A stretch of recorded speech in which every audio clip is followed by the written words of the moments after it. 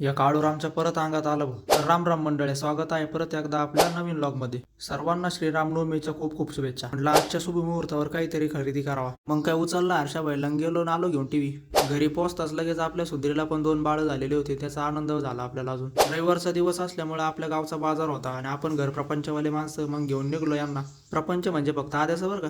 ही बँकेवाल्यांनी तर डायरेक्ट त्या गाडीवर तिघ घेतले. म्हटलं आता ही जॉय तर डायरेक्ट हॉय होती काय माहिती, पण जॉय पण पुष्पाचीच फॅन होती. म्हणले हरकीच झुकेगा नाही साला. रामनवमी असल्यामुळे आजच्या बाजारात थोडी कमीच गर्दी होती बरं का. मग काही गेलो मस्त पॅकिंग करून टाकला बाजार. बँकेवाल्यांचा झाला होता पगार वाढ, मग काय शिंदे पाटलांनी कार खर्च करून टाकला, चहा पाजून आणि रस पाजून टाकला आम्हाला बरं का. मग आपल्या काळूरामला जायचं होतं पुण्याला, त्याच्यामुळे मग आजचा दिवस होता आपल्याकडे फिरायला. मग काही आला तो आपल्याला घ्यायला ना आपण गेलो त्याच्यासोबत रामनवमी बघायला. आज पहिला दिवस असल्यामुळे शॉपलाईनला थोडी गर्दी कमीच आहे, कारण सगळे मिरवणुकीत गेलेले होते आणि आपण पण एकदम स्पीडमध्ये चाललेलो होतो. आपल्या श्रीरामपूरची मिरवणूक म्हणजे काय सोपं काम आहे का भाई, नुसते डीजे बँड धिंगाणा निसता. आणि त्या श्रीरामनवमीची गर्दी म्हणजे विशेष संपला बरं का. सगळे श्रीराम भक्त इथे उपस्थित झालेले होते.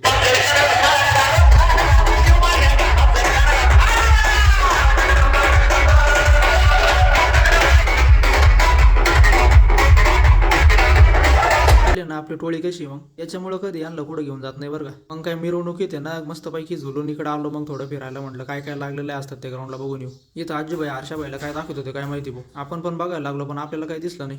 मग कळलं का अरे बापरे काहीतरी वेगळा सिस्टीम दिसतोय. यांना तर काय दमच नाही निघला भाऊ. इथं पण चालू झालं, अरे भाई गर्दी बिर्दी काही कळती का नाही. म्हणे जाऊ दे रे, नाही कळत आम्हाला गर्दी. म्हणलं असं आहे का, मग थांब माझे पण काढ. मग आपण पण करून घेतला फोटोशूट. आता येणंच आपले फोटो इंस्टाला थोड्या वेळ. एक तर आमचा गोरा गोमटा मॉडेल एकच नंबर आणि त्याच्यात प्रोफेशनल आजूबाई फोटोग्राफर म्हणल्यावर संपला विषय. आणि व्ह्यूचं पण बरं का आपल्याकडे. तुम्ही कधी आता मग श्रीरामपूरच्या यात्रेमध्ये कमेंट करून सांगा आणि आपल्याला फॉलो करायचं विसरू नका बरं का.